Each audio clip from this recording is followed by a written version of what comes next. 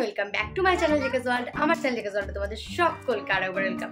I hope তোমরা সকলে খুব ভালো আছো। আলহামদুলিল্লাহ আমিও অনেকটা ভালো আছি। তোমরা থাম্বনেল দেখে বুঝতেই পেরে গেছো আজকে একটা ঈদের মেকআপ লুক শেয়ার করতে এসেছি। ঈদ কিন্তু বেশি দেরি নেই। তো গাইজ এই লুকটা আমি কি করে ক্রিয়েট করলাম সেটা জানতে হলে কিন্তু তোমাদেরকে পুরো ভিডিওটা কন্টিনিউ দেখে যেতে হবে। তো চলো বক বক না করে ভিডিওটা স্টার্ট করা যাক। Hey guys, let's get start.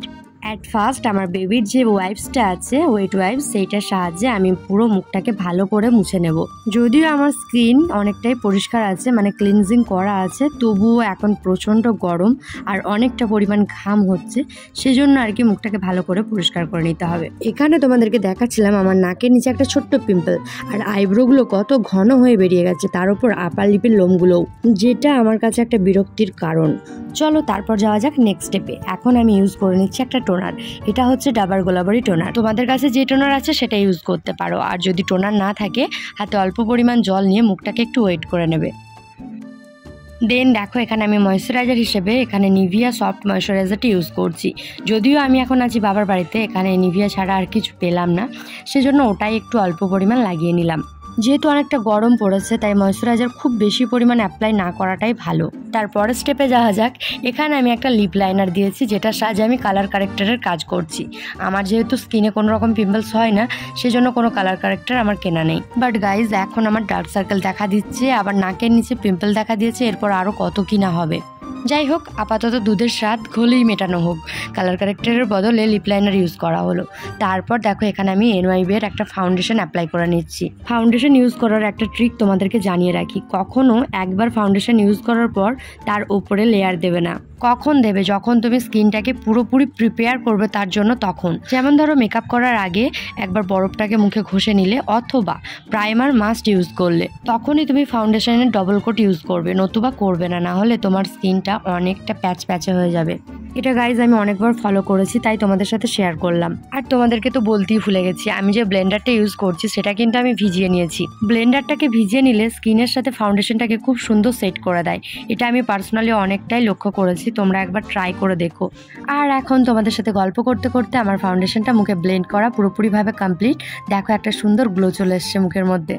Then use করে নিচ্ছি একটা কনসিলার। এই কনসিলারটা যদিও আমার না বুনি, যেহেতু আমি একটা প্রপার মেকআপ লুক শেয়ার করার চেষ্টা করছি গাইজ, তাই কনসিলারটার একটু ফায়দা লুটে নিলাম। ফাউন্ডেশনটা অ্যাপ্লাই করার পর আমার তবুও মনে হচ্ছে যে চোখের এরিয়াটা একটু কালো কালো লাগছে, আর মুখের এরিয়াটা, তো সেই জায়গাতেই একটু হালকা ফুলকা করে লাগিয়ে নিলাম। একই ব্লেন্ডারের সাহায্যে আমি কনসিলারটাকেও ব্লেন্ড করে নিচ্ছি। গাইজ, আমার এই পুরো মেকআপ ভিডিওটাই তোমরা কোনো রকম ব্রাশ, মানে মেকআপ ব্রাশ ইউজ করা দেখতে পাবে না। আমি ফিঙ্গার টিপস আর এই ব্লেন্ডারের সাহায্যে পুরো মেকআপটা কমপ্লিট করেছি। আমার কাছে এখন কোনো রকম মেকআপ ব্রাশ নেই, সো আমি হাতের সাহায্যে মেকআপটাকে কমপ্লিট করব। আর আমি যাই মেকআপ করে থাকি অল্প আধটু তো হাতের সাহায্যেই করে থাকি।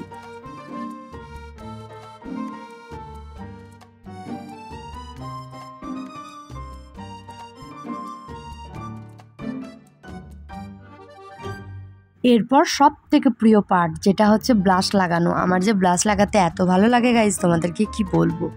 আইব্রো, লিপস্টিক আর একটু কালে ব্লাশ, তাহলেই মনে হয় যেন আমার মেকআপ ডান।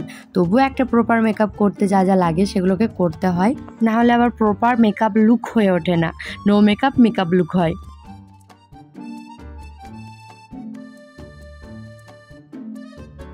অতিরিক্ত হাসি ঠাট্টা করলে মুখের মধ্যে যে সমস্ত জায়গাগুলো লাল হয়ে ওঠে, সেই জায়গাগুলোই দেখো হাসতে হাসতে আমি ব্লাশ লাগিয়ে নিয়েছি। তো ব্লাশ লাগানো আমার মোটামুটিভাবে কমপ্লিট। এরপর চলে যাই কন্ট্রোরের দিকে। NYB এর এই কন্ট্রোরটা আমি অনেক আগেই কিনেছি, তোমরা জানবে, তো সেটাই এখন আমার কাজে লাগছে। যদিও মুখটা আমার খুব ফোলা ফাঁপা এখন লাগছে না, তবুও মুখটাকে একটু ফেন্সি দেখানোর জন্য বা পাতলা দেখানোর জন্য কিছু কিছু জায়গায় আমি কন্ট্রোরটা ইউজ করে নিচ্ছি। যেমন নাকটাকে আরও একটু টিকালো বানিয়ে নিচ্ছি, গালগুলোকে আরও একটু কমিয়ে দিচ্ছি, চিনের এরিয়াটা যাতে পাতলা দেখায়, ডবল চিন না মনে হয়, সেজন্য একটু চিনটাকে কমিয়ে দিলাম। তারপর দেখো এই কপালের সাইডগুলোই কেন দিয়েছি, কারণ ফাউন্ডেশনটা অনেকটা ফুটে আছে, সেগুলো যাতে স্কিনের সাথে ভালোভাবে ব্লেন্ড হয়ে যায়, সেজন্য ওই পোর্শনটা লাগিয়েছি। শুধু তো লাগিয়ে রাখলে হবে না গাইজ, এটাকে ব্লেন্ড করতে হবে। তো আমি সেই একই ব্লেন্ডারের সাহায্যে এই কন্ট্রোরটাকেও ব্লেন্ড করে নিচ্ছি।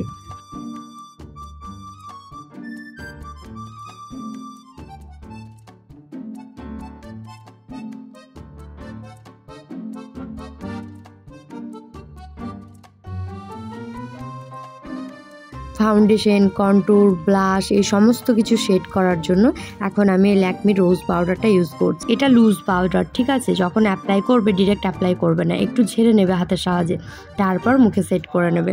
আমি যে কটা দিনই এই পাউডারটা ইউজ করছি সত্যি এর প্রেমে পড়ে গেছি। আমার খুব ভালো লেগেছে এই পাউডারটা।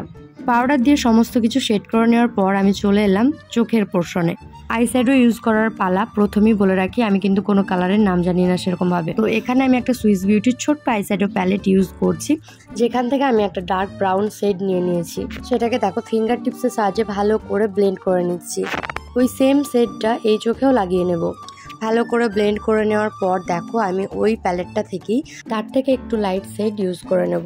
গাইজ, আমি কিন্তু কোনো প্রফেশনাল মেকআপ আর্টিস্ট নই, আরও একবার বলছি, সো ভুল ত্রুটি হলে কিন্তু একটু ক্ষমা করে নিও। তো দেখো ওই সেম প্রসেস আমি এই চোখেও অ্যাপ্লাই করে নেব। তোমরা দেখতেই পারছো গাইজ যে আমি ফিঙ্গার টিপসের সাহায্যে কিন্তু আইশ্যাডোটা ইউজ করছি। তারপর দেখো তার থেকেও একটা লাইট শেড, মানে হালকা অরেঞ্জ কালার হয়ে যাচ্ছে সেটা, তো সেটাই আমি ইউজ করে নিচ্ছি। তো একদমই লাইট কালারটা আমি কর্নার থেকে সমস্ত কালারগুলোই একসাথে মিশিয়ে নিচ্ছি, যাতে কালার তিনটে ভালো করে ব্লেন্ড হয়ে যায়। এগেন ওই সেম প্রসেসটা এই চোখেও করে নেব। আশা করছি আমি তোমাদেরকে বোঝাতে পারলাম যে কেমনভাবে এটাকে ক্রিয়েট করলাম। আর তোমরা যারা বিগিনার আছো এরকম ট্রাই করো, দেখবে খুব সুন্দর রেজাল্ট পাবে। যেমনভাবে আমি আর কি তোমাদেরকে দেখালাম, তোমরা এটা যে কোনো কালার নিয়ে করতে পারো। প্রথমে যদি একটা ডার্ক পিঙ্ক কালার নাও, তারপর তার থেকে একটু লাইট পিঙ্ক, তারপর তার থেকেও একটু লাইট পিঙ্ক, তো তিনটেকে ভালো করে মিশিয়ে নেবে, দেখবে খুব সুন্দর একটা পিঙ্ক কালার পাওয়া যাবে। না এটাই ফাইনাল লুক নয়, একটু ওয়েট করো, দেখো জানতে পারবে। ঈদের লুক শেয়ার করছি, একটু জমজমাট না হলে হয় না, তাই না? তাই একটা শিমারি কালার আমি এই চোখের ওপরটায়, যেখানে আমার চোখের তারাটা থাকবে জাস্ট সেই পোর্শনটুকু লাগিয়ে নিচ্ছি। আর ওই সেম প্রসেসটা আমি ওই চোখেও অ্যাপ্লাই করব। তোমরা জাস্ট দেখবে গাইজ সে লুকটা কত সুন্দর ক্রিয়েট হয়েছে। অবশ্যই তোমরা বাড়িতে ট্রাই করো, আর কোনো জায়গায় যদি না বুঝতে পারো আমাকে কমেন্ট করো, আমি অবশ্যই রিপ্লাই দেবো। রিপ্লাই দেওয়ার কথা বলতে গিয়ে মনে পড়লো, আমার একটা সাবস্ক্রাইবার, তার নাম হচ্ছে সাথী, সে আমাকে কমেন্ট করেছিল যে তার নামটা নেওয়ার জন্য। থ্যাংক ইউ সাথী, আমার ভিডিও দেখার জন্য এবং আমাকে এত ভালোবাসার জন্য। এইভাবেই তোমরা আমার পাশে থেকো আর আমাকে সারা জীবন ভালোবেসে যেও।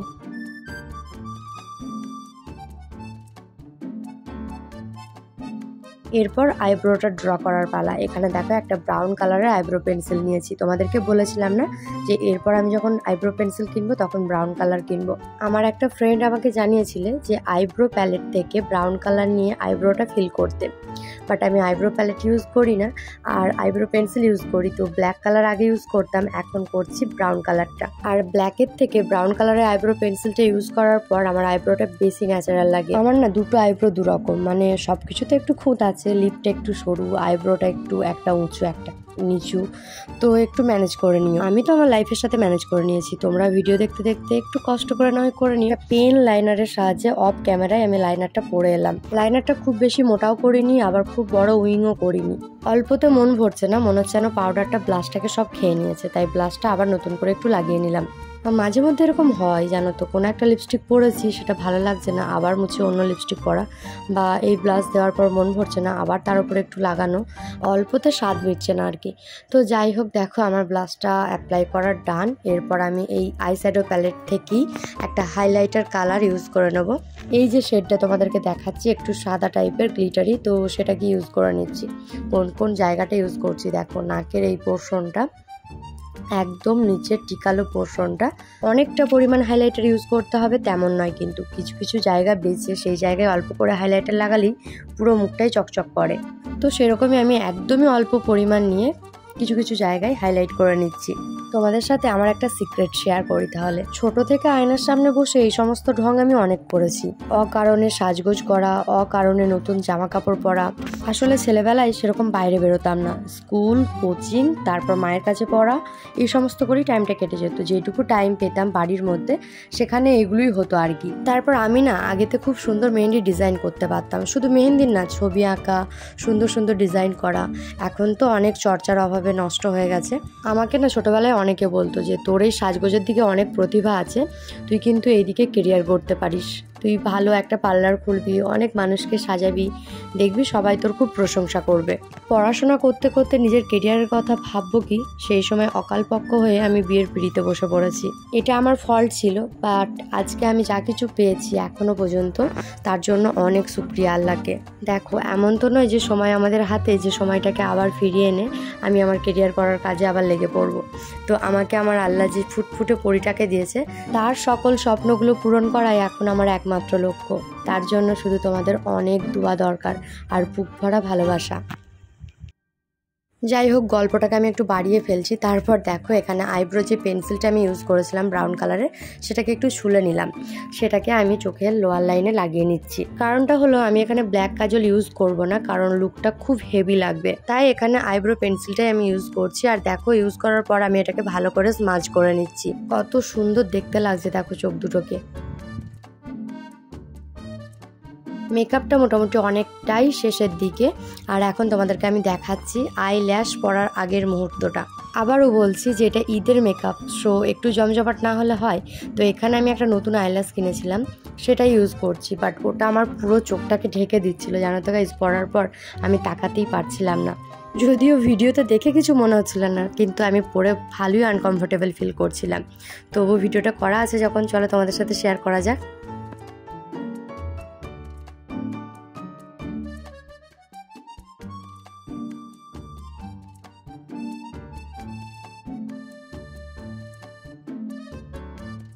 দুটো চোখ তো একদম ঢেকে দিয়েছে, আর আমি তাকাবো কি, মানে চোখ দিয়ে মনে হচ্ছিলো জল বেরিয়ে যাবে। তো সঙ্গে সঙ্গে আমি খুলেও দিয়েছিলাম জানো। তারপর আমি ওই ল্যাশগুলোকে সমান মাপের কেটে নিয়েছিলাম। আইল্যাশগুলো লাগিয়ে 2 থেকে 3 মিনিট পর আমি সেটাতে ভালো করে ফু দিয়ে চোখের একদম শেষের পোর্শনটাই লাগিয়ে নিচ্ছি।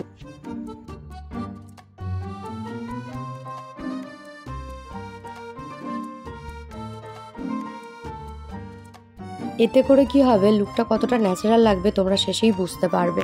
তো এই একই প্রসেসে আমি ওই ফলস ল্যাশটা ওই চোখেও লাগিয়ে নেব।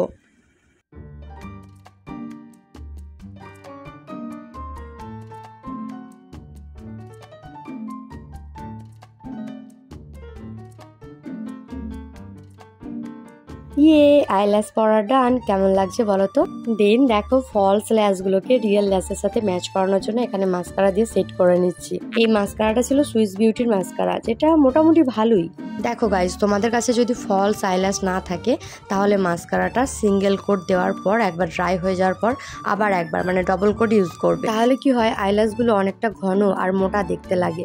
অ্যাজ ইউ গাইজ সি যে আমি লোয়ার ল্যাশে কিন্তু মাস্কারা অ্যাপ্লাই করিনি আর করবো না। এখন চলো লিপস্টিকটা পরে তোমাদের সামনে আসছি। ফাইনালি আমার মেকআপ লুকটা ডান। কেমন লাগছে তোমরা কমেন্ট করে জানিও। শুধু মেকআপ করলেই তো হবে না, হেয়ারটাকেও একটু ম্যানেজেবল করতে হবে। আমি কিন্তু বেশ কটা হেয়ার স্টাইল জানি গাইজ। আসলে আমার হেয়ারটা প্রচণ্ড থিক, তো আমি যে আমার হেয়ারে অ্যাপ্লাই করে তোমাদের সাথে শেয়ার করব সেটা হয়ে ওঠে না। তবে তোমরা যদি জানতে চাও, আমি কিন্তু একটা একটা করে শেয়ার করার চেষ্টা করব। আজকে যে হেয়ার স্টাইলটা তোমাদের সাথে শেয়ার করছি, সেটা আমি বহুদিন পর আমার চুলে আবার অ্যাপ্লাই করছি। আর হেয়ার স্টাইলটা নিজের চুলে অ্যাপ্লাই করতে গিয়ে একটা শকও খেলাম জানো। আমি বুঝতে পারলাম যে আমার চুলের পরিমাণ কত কমে গেছে। কি আর করা যাবে, আগের চুলগুলো তো আর ফেরত পাওয়া যাবে না। যেটুকু আছে সেটুকু সহজেই চেষ্টা করছি। আশা করছি তোমাদের ভালো লাগবে। স্কিপ না করে ভিডিওটা দেখো, তাহলে হেয়ার স্টাইলটা তোমরাও করতে পারবে খুব তাড়াতাড়ি আর খুবই সহজে।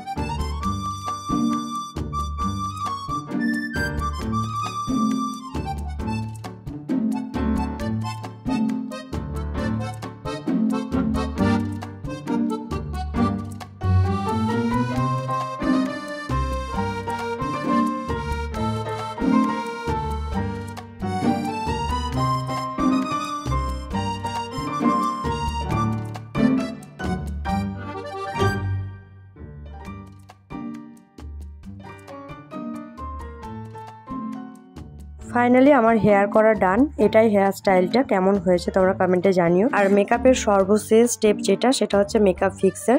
তো এটা দিয়ে আমি পুরো মেকআপটাকে ভালো করে ফিক্স করে নিচ্ছি। যারা একটু লং টাইমের জন্য মেকআপটা করবে বা বাইরে বেরোনোর জন্য, তারা প্রাইমার আর ফিক্সার, মানে মেকআপ স্টার্ট করার আগে প্রাইমার আর মেকআপ এন্ড করার পর ফিক্সার, এই দুটো মাস্ট ইউজ করো। কিন্তু ফিক্সার ইউজ করার পর কখনোই সেটাকে ব্লেন্ড করতে যাবে না বা হাতে করে ড্যাপ ড্যাপ করতে যাবে না, এইভাবেই ড্রাই হওয়ার জন্য ছেড়ে দেবে। অ্যাট লাস্ট ড্রাই হয়ে যাওয়ার পর এটাই আমার ফাইনাল লুক। কেমন লাগছে গাইজ অবশ্যই জানিও। কিন্তু দেখো গাইজ, আমি যে হেয়ার স্টাইলটা করলাম সেটা যে কোনো ড্রেসের সাথে যাবে, প্লাস আমি যে মেকআপ লুকটাও ক্রিয়েট করেছি সেটাও কিন্তু সমস্ত প্রকার ড্রেসের সাথে যাবে। হ্যাঁ, তোমরা চাইলে লিপস্টিকের সেটটা চেঞ্জ করতে পারো। যাই হোক, আমি আমার 100% দেওয়ার চেষ্টা করেছি, যদিও প্রফেশনাল নাই, তবুও যেটুকু জানি তোমাদের সাথে শেয়ার করার চেষ্টা করলাম। আশা করছি তোমাদের ভিডিওটা খুব ভালো লাগবে। বাবার বাড়িতে এসে রাজ কাকার ওয়াইফাইটা কাজে লাগিয়ে বেশ ভিডিওগুলো তাড়াতাড়ি আপলোড করা হয়ে যাচ্ছে, যেটা ওখানে থাকলে একদমই হয়ে ওঠে না। এতটা টাইম ধরে মেকআপটা ক্রিয়েট করলাম, যখন একটু ঢং করবো না, এটা তো হতেই পারে না। আমি ভিডিওটা তাড়াতাড়ি এন্ড করে দিই, আর তোমরা যারা আমার ঢং দেখতে ভালোবাসো তারা শেষে দেখে নিও। তো চলো গাইজ, ভিডিওটা ভালো লাগলে প্লিজ লাইক শেয়ার কমেন্ট করে দিও। আর যারা যারা এখনো চ্যানেলটিকে সাবস্ক্রাইব করোনি, সাবস্ক্রাইব করে দিও। সাবস্ক্রাইব করার পর পাশে থাকা বেল বাটনটিও প্রেস করে দিও, যাতে পরে যদি কোনো মেকআপ লুক শেয়ার করি বা হেয়ার স্টাইল লুক শেয়ার করি, সেটা যেন অবশ্যই তোমরা দেখতে পাও। তো চলো এখনকারের মতো টাটা, দেখা হবে তাহলে নেক্সট ভিডিওতে। বাই।